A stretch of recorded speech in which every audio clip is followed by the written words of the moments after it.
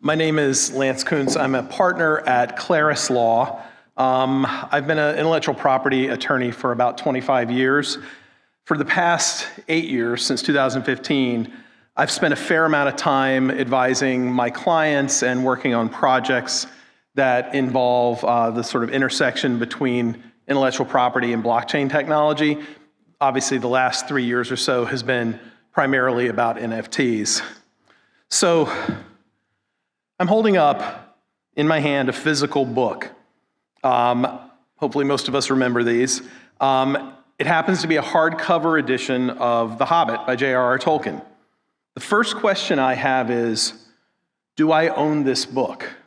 Now, if I told you that I went out and purchased this new at a bookstore recently, I think none of us would argue that whether or not I own it. I definitely own it. If someone gave it to me as a gift, I'm sure we'd agree I own it. And if if I bought this used at a secondhand bookstore, I think we'd also agree that I own it. But in fact, this is a book that a client gave me for use in a project, and I'm gonna have to return this at some point. The fact that I possess it and hold it in my hand doesn't really have that much to do with ownership. I know we all know the expression that possession is 9/10 of the law. It's not exactly true. If you were to steal my book, or let's make it more interesting, if you were to steal my car and I called the police and asked the police to go find it and they found you, your possession's not going to mean that much. That's because at that point, I've invoked the power of the state, the power of the law and the courts if necessary, to get my possession back. So without that legal framework, though, we would be in a position of having to use self-help, violence, force to take something back. So when it comes to property rights, the law puts teeth in a social contract that we've all entered into, whereby we respect and recognize the rights that other people have in things: land, cars, books, and digital assets. The point is that property is at its base a legal construct, and that's particularly relevant when it comes to something like NFTs that have several different pieces to them. In capitalist systems, we treat ownership as a bundle of rights. It's a right to control the asset, a right to receive proceeds from that asset, and a right to transfer ownership of the asset. What we sometimes forget is that it is this structure, this legal structure, that enables us to create and unlock value. So before we get to the future of NFTs, let me take 2 steps back into history just for a moment, if you'll indulge me. Before the 17th century, land ownership was restricted to a very few people: the crown, maybe the state, the aristocracy.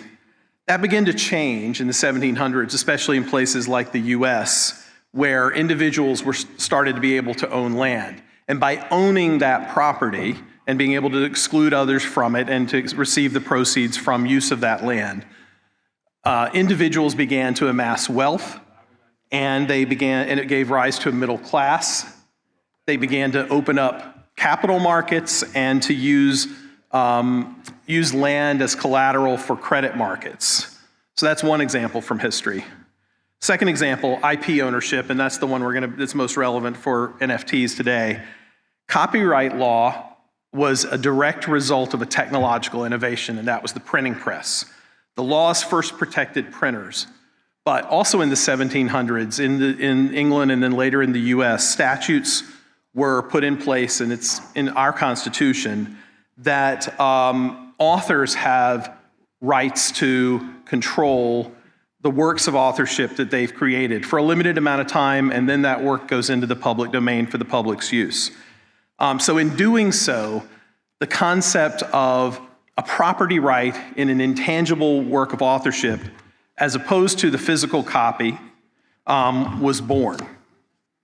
There's a specific bundle of rights that goes with copyrights as well. There are 5. It's the right to copy, to display, to perform, to distribute, and to create derivative works from the original. Merely possessing a copy of a work whether it's physical or digital, does not transfer any copyright interests to the person who buys it.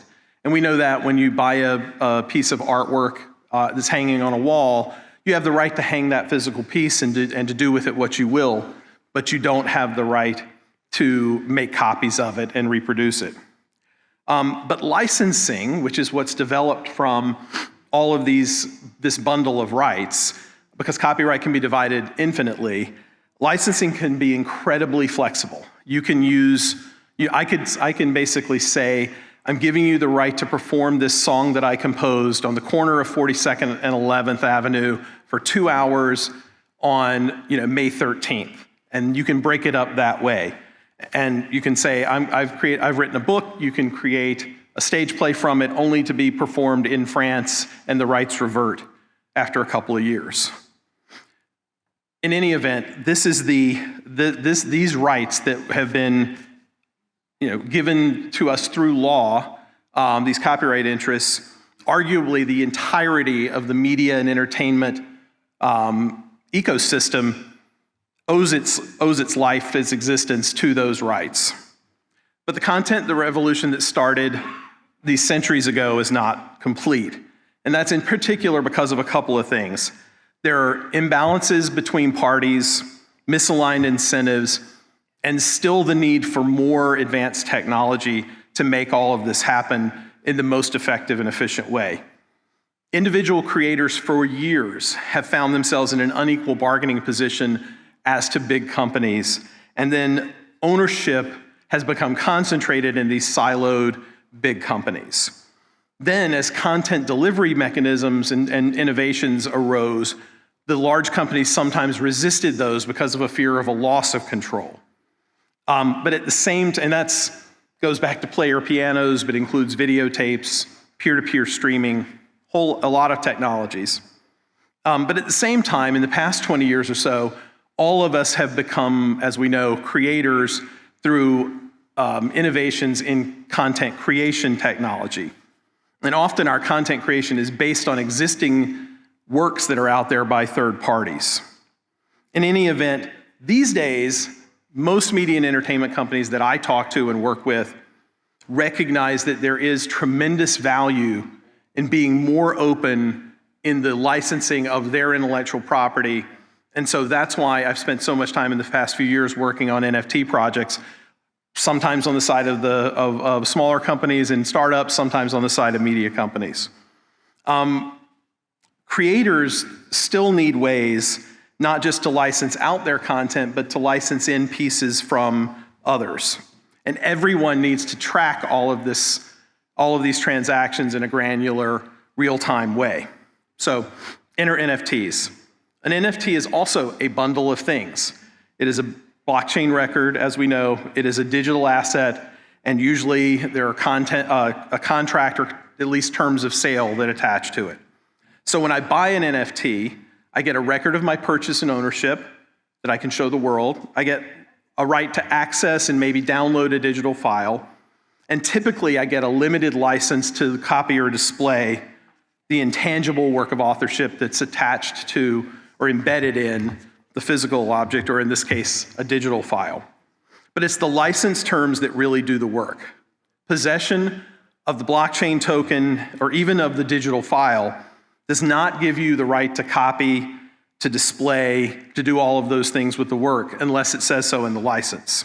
And as an aside, in the digital space, you don't really have the right to sell a digital file, short of selling your hard drive or your computer. Courts have said that the first sale doctrine, which applies in the physical world and allows used record stores and used bookstores to flourish, doesn't exist in the digital realm, which is something I think we're going to hopefully see change. What we currently see in the NFT market are two extremes of licensing. Very limited licenses to allow non-commercial personal use for display, and in rarer cases like Bored Apes, the assignment of full copyright interests. But it's critical, if you remember anything from my talk, it's critical to remember almost all of IP commerce, media and entertainment commerce, happens between those two extremes. It's the licensing for a period of time in a particular geographic area. It's all of those things.